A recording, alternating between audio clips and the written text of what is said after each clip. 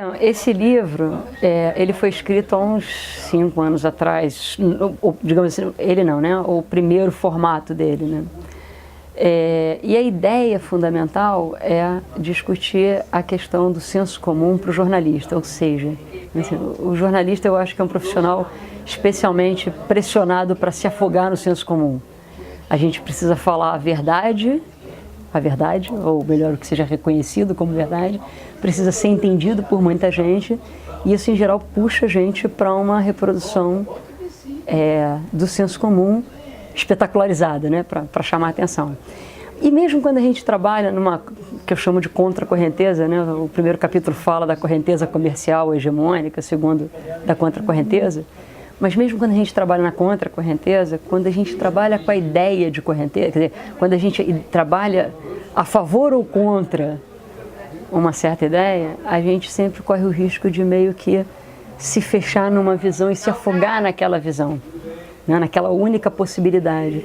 E o que o livro fala, e isso eu acho que tem muito a ver com o que está acontecendo hoje na cidade, no país, né, é que a gente precisa de autonomia. Né? O jornalista, principalmente, precisa de uma certa autonomia. E uma autonomia que não é autonomia para o chefe não encher o saco, não é isso. A gente trabalha para alguém que é dono do veículo e quer alguma coisa com isso.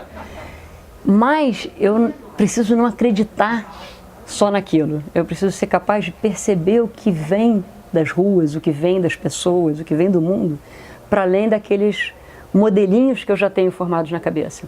Né? A nossa forma de trabalhar, em geral, pressiona muito a gente a ficar repetindo o modelo. Seja para dizer que o capitalismo é um mal barato, seja para dizer que o capitalismo é a desgraça do mundo, seja para...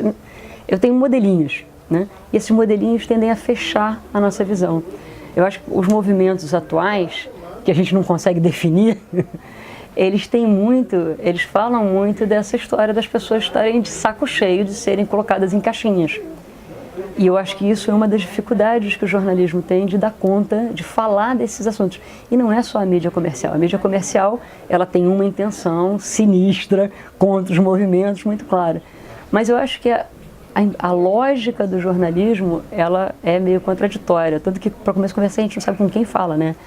Como é que a gente fala sobre o Black Bloc? Com quem que a gente conversa? Né? A gente precisa de um representante que diga o que é aquilo, e aí a gente encaixa numa caixinha. O troço não entra na caixinha, eu não sei dizer nada, né? Quer dizer, eu fico confusa, né? Eu fico com dificuldade de explicar.